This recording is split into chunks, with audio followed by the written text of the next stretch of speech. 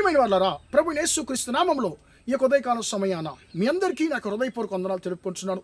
ఈ రోజు అంతా కూడా మీరు చేయవ అన్ని విషయాల్లో దేవుని హస్తం మీకు తోడయ్యుండి మీకు జయాన్ని కలుగజేయునుగాక.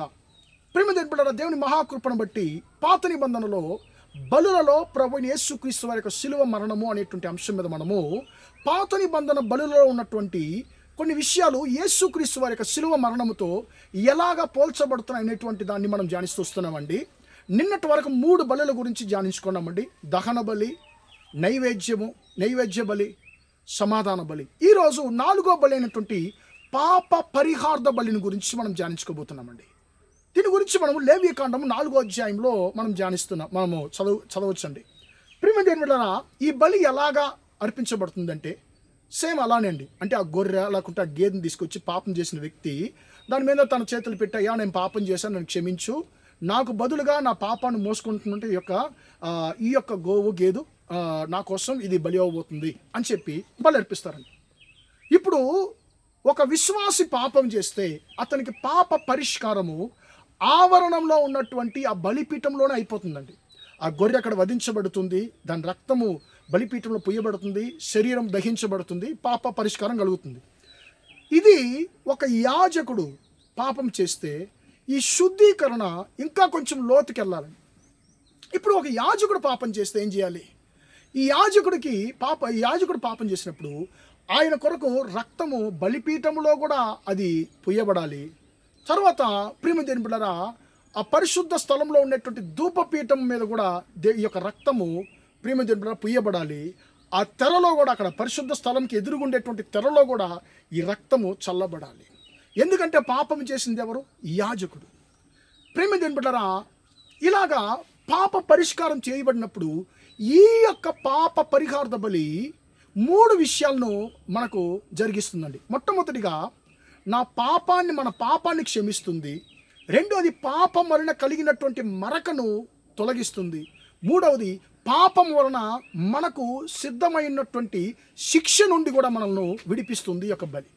ఇప్పుడు నేను బలి అర్పించేశాను, నా పాపాన్ని దేవుడు క్షమించాడు. కానీ పాపం వలన కలిగినటువంటి ఆ యొక్క మరక ఉంది. పాపముకు ప్రియమైన ఆ మరక నాలో ఉంది కాబట్టి నేను మళ్ళీ దేవుణ్ణి ఆరాధించలేను. అప్పుడు నేను మళ్ళీ దేవుణ్ణి ఆరాధించాలంటే ఈ పాపం వలన కలిగినటువంటి మరక నా నుండి పోవాలి. ఈ బలి ఏం చేస్తుందంటే పాపాన్ని క్షమిస్తుంది, పాపం వలన కలిగినటువంటి యొక్క మరకను కూడా తొలగిస్తుంది, పాపం వలన నాకు విధించి సిద్ధపరచబడినటువంటి శిక్షను కూడా తొలగిస్తుంది. ఇది పాప పరిహార్థ బలి. ఈ పాప పరిహార్థ బలి యొక్క చర్మము, మాంసంలో కొంత భాగమేమో బలిపీఠంలో దహించబడాలి. పట్టణానికి లోపల ఉన్నటువంటి బలిపీఠంలో, అది దేవుని మందిరంలోని బలిపీఠంలో దహించబడాలి, బలి అర్పించబడాలి. మరొక భాగము గవునికి వెలుపలంటే పాళ్యానికి, ఇశ్రాయేలు యొక్క పాళ్యానికి వెలుపల ఊరు బయట తీసుకెళ్ళి అక్కడది దహించబడాలి. ప్రియమైన కొంత మాంసమేమో లోపల బలి అర్పించబడింది, కొంత మాంసమేమో బయట, పట్టణానికి బయట, పాళ్యానికి బయట దహించబడింది. ఇలాంటి పాప పరిహార్థ బలిని కూడా ప్రభువైన యేసుక్రీస్తు వారు తన కల్వరి శిలువలో ఆయన ఎదుర్కొన్నారు. ఎలాగండి? ఆయన పట్టణానికి లోపల ఆయన బాధపడ్డాడు, శ్రమపడ్డాడు. పట్టణానికి వెలుపల, గౌనికి వెలుపల కూడా ఆయన శ్రమపడ్డాడు. ఎలాగా?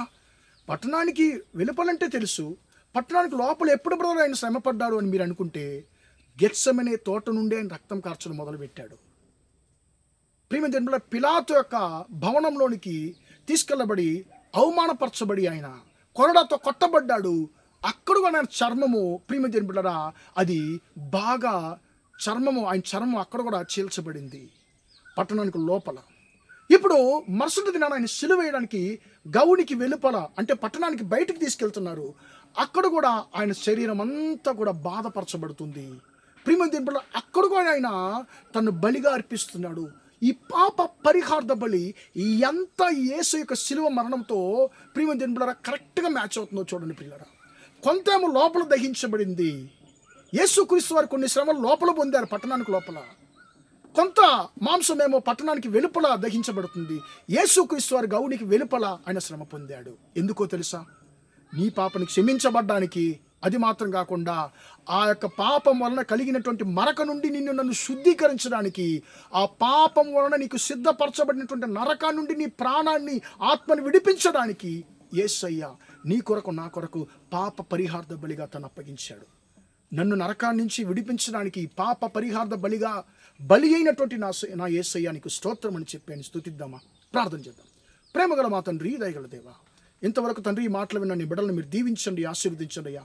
తండ్రి మా కొరకు పాప పరిహార్థ బలిగా బలి అయ్యి తండ్రి అయ్యా స్తోత్రం, మా యొక్క పాప మరకను తొలగించావు, మా పాపాన్ని క్షమించావు, మమ్మల్ని నరకం నుండి తండ్రి అయ్యా మాకు విధించబడినటువంటి శిక్ష అయినటువంటి నరకాన్ని నుండి తండ్రి మా ఆత్మను రక్షించిన దేవా నీకు స్తోత్రం అయ్యా. మా కొరకు శ్రమపడిన దేవా అయ్యా నిన్ను పూర్ణ హృదయంతో స్తుతిస్తున్నాం తండ్రి.